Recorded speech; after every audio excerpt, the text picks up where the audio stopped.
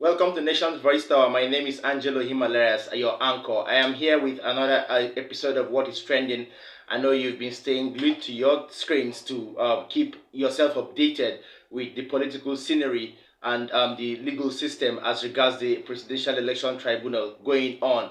And I bet you what, we're not going to back down from bringing you more updates amidst the response on of INEC, the Independent National Electoral Commission, as regards the lawsuit that the Presidential Election Tribunal, INEC, have described the petition of the Labour Party and its presidential candidate as vague and incompetent, and have also stated that there was that the electronic collation of results is not actually mandatory, contrary to their own guidelines. All right.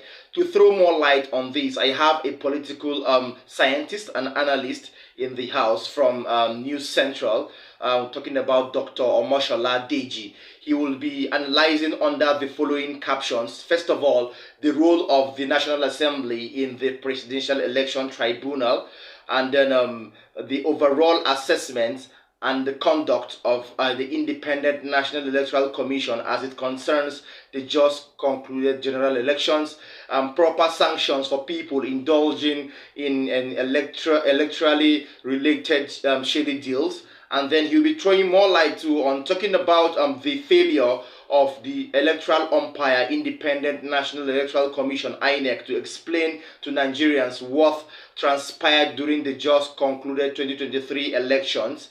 And then the ideal time frame allocated to the Presidential Election Tribunal against the 29th May date for the swearing in of the president-elect. And finally, Deji will be talking about the Independent National Electoral Commission, INEC, acting independently, devoid of its guidelines and rules. I wouldn't say much, of course. He's a lord in this field, and he will also give you an insight of what we all have been waiting for as regards the Presidential Election Tribunal. Watch him.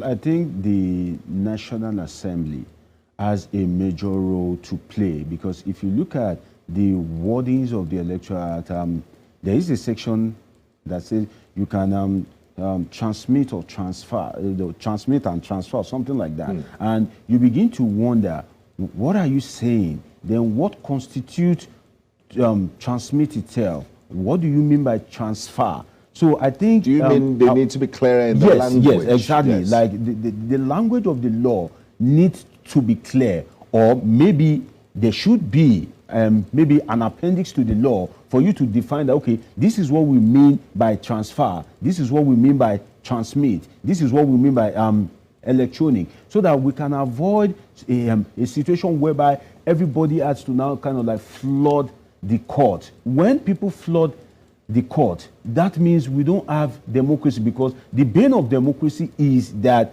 the will of the people. Now, what we have now is the will of millions of Nigerians haven't casted their ballot is now going to be determined by the court. Meanwhile, it's INEC that should determine who. It's not the business of the court. Exactly. So we now need to check our electoral system. Then I think that there should be consequence for actions, because we have a system whereby if anything happens, there's no consequence for what type of actions are you looking at? Electoral offenders or INEC's conduct? Electoral offenders, INEC staff itself. I want to see a situation that if the court so decide that INEC has not followed its own guideline, I want a situation whereby the decision makers at INEC itself should be standing trial before a competent court for failing to follow the guideline, because they are the people that made the decision. Somebody decided in the middle of the game that, okay,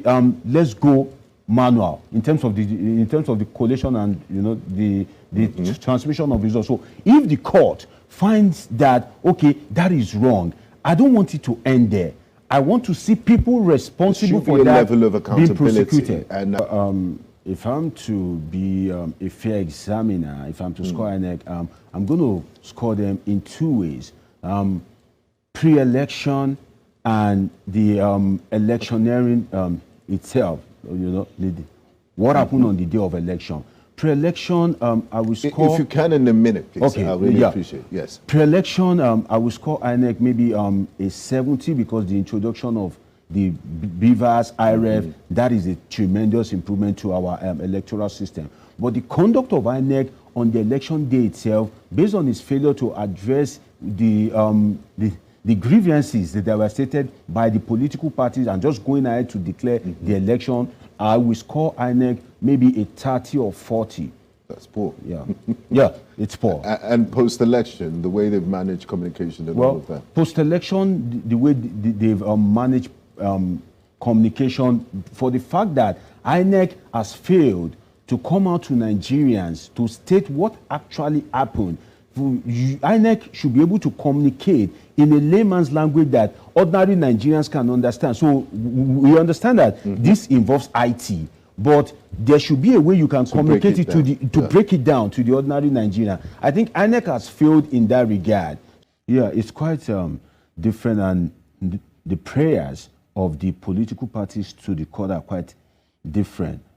Some parties are challenging the eligibility of the vice presidential candidate, arguing that he was nominated as a senatorial candidate, and at the same time he was nominated as a vice presidential candidate. And the Constitution and Electoral Act forbids you from having two nominations. So once you have two nominations, it is being argued now that, okay, you are not eligible, that, okay, if you try to hold two, then you lose both. Yes. You're only entitled to hold on to one and see it through. Once you attempt to hold two, you lose both. Then there are other arguments that about the president-elect, about his so different parties with different arguments and prayers to the Exactly. And one of the prayers is even to nullify the candidacy of the president-elect itself on the argument that, okay, he was indicted in the U.S. At some point as regards heroin-related cases. Yes. Now, the question is that, does an indictment amount to a conviction? And that is left for the tribunal to now determine whether, if you are indicted and you pay a fine, does that amount within our scope of law to a conviction? So if the tribunal in its wisdom so decide that it amounts to a conviction, then that is the there end would also of be other when a president-elect is declared. If you are a party in that election, you can challenge the declaration in two different courts. The court of first instance being the court of appeal, which is now handling the case, called the Presidential Election Tribunal. If you are dissatisfied, then you can go higher to the Supreme Court. So you have two instances whereby you can challenge the result that was declared. So the appeal court, which is the Presidential Election Tribunal, has 180 days to determine anything that is brought before it. Before, now we used to have a lengthy amount of time, but the Electoral Act now has stipulated that it has to be 180 days. Now, if you are dissatisfied as a political party and you approach the Supreme Court has 60 days to now take a position. And the Supreme Court being supreme, their position now becomes final. Although it has been argued that whether 180 days is enough when you have cases that are of less importance and significance spending about 20 years in the Supreme Court, that, okay, how do you expect someone within 180 days, whereby you have different days to file and to file different motions, 5 days, 10 days and all that, and if you minus that from the 180 days, now how do you call witnesses across the length and breadth of Nigeria to come and defend in 180 days? But we also have lawyers that are arguing, such as Olisa Abiakoba, that even the 180 days is too much, that, okay, for fairness, for equity, for justice, that the court should be able to take a position before the president-elect is sworn in. But based on the gaps in our judicial system, that seems almost unachievable. Because, okay, even if the Court of Appeal takes a position, then what now happens if you decide to appeal the judgment of the Court of Appeal at the Supreme Court? That is another 60 days. So cumulatively, if you look at it, it takes would not be possible to do that before the swearing. Exactly. Yes. If I'm to look at it from a personal angle, I don't think INEC complied with its own guidelines substantially, because INEC is bounded by three rules, three regulations for the presidential election. One is the Constitution of the Federal Republic of Nigeria, the second is the Electoral Act, and the third is the guideline. The Constitution is the ground norm. Now, the Electoral Act is seen as the voice of the people. Now, the people tell, because it has to be passed by the National Assembly and assented to by the president. So the National Assembly being elected representatives of the people, the Electoral Act is seen as the voice of the people, stating how they want whoever will govern them to come into power. So it is seen as the voice of the people to INEC, that, okay, this is what we, the people of Nigeria, want, haven't said it through our elected representative. And the president, when he gives assent to it, it becomes a law. Now, where INEC becomes independent is the aspect of the guideline. INEC will now come with its own guideline, which is the third rule. So INEC itself, it's not free to act as it so pleases, because it has to have a guideline.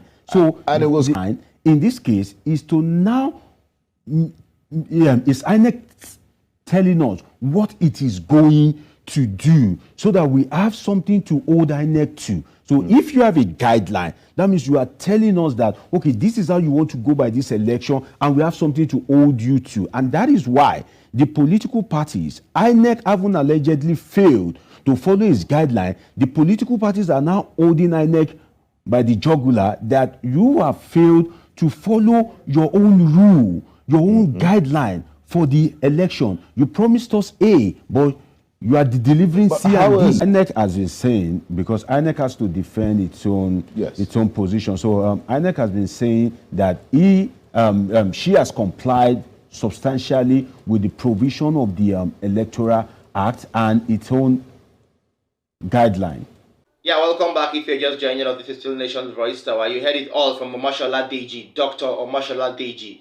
He categorically and bit by bit, he explained what is involved in this lawsuit, that this counter lawsuit that INEC have brought about, and he has given us the time frame that is being allocated for any presidential election tribunal. Okay, so that is that. We won't say much. If you have a contrary view to that of Dr. Deji, you could drop a comment for us in the comment section, and don't forget to like and share our videos to people in Nigeria and in diaspora. These actions are what YouTube uses to make our videos go viral. Thank you. See you in my next video.